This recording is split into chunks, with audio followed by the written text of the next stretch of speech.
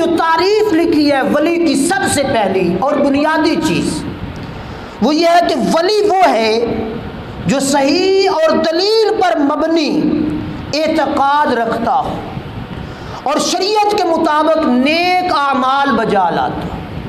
یعنی دو چیزیں اب یہاں اس مضمون کے اندر بھی آ گئی۔ سب سے پہلی چیز اس کی عقائد درست ہو، اللہ کی ذات پر، رسول اللہ صلی اللہ علیہ وآلہ وسلم کی ذات اقدس پر، پھر صحابہ پر، پھر اہل بیت اطہار، پھر رب نے جو جو ایمان کے تقاضے بیان کیے ہیں ان سب کو منوعاً رب کے حکم اور رسول علیہ الصلوۃ والسلام کی شریعت کی روشنی میں ان سب پر وہ عمل پیرا ہوتا ہو۔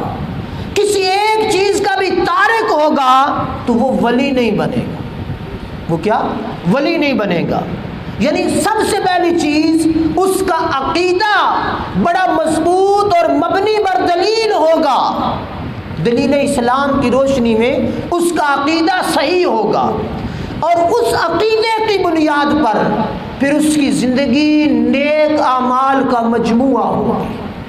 اس کی زندگی کے اندر اعمال کی کثرت ہوگی، نیک اعمال وہ کرتا ہوگا۔ اور پھر فرمایا بعض عارفین نے کہ ولایت قرب الہی اور ہمیشہ اللہ وحدہ لا شریک کے ساتھ مشغول رہنے کا نام ہے، کہ ہر لحظہ ہر لمحہ اللہ کی ذات کے ساتھ اس کا تعلق بنا رہے، رب سے اس کا تعلق ٹوٹے، جب رب سے تعلق ضرورت کے وقت قائم ہو جائے اور ضرورت پوری ہو جائے تعلق ٹوٹ جائے، اس کو ولی نہیں کہا جائے گا۔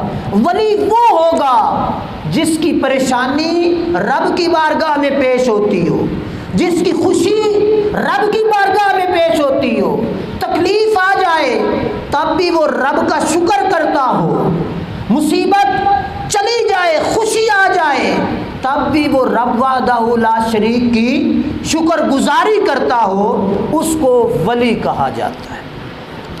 اور پھر حضرت عبداللہ بن عباس رضی اللہ تعالی عنہ ارشاد فرماتے ہیں کہ نبی رحمت صلی اللہ تعالی علیہ وآلہ وسلم نے ارشاد فرمایا ولی کی پہچان کرنی ہے تو سب سے بڑی پہچان یہ ہے کہ اس کو دیکھو تو تمہیں اللہ یاد آ جائے۔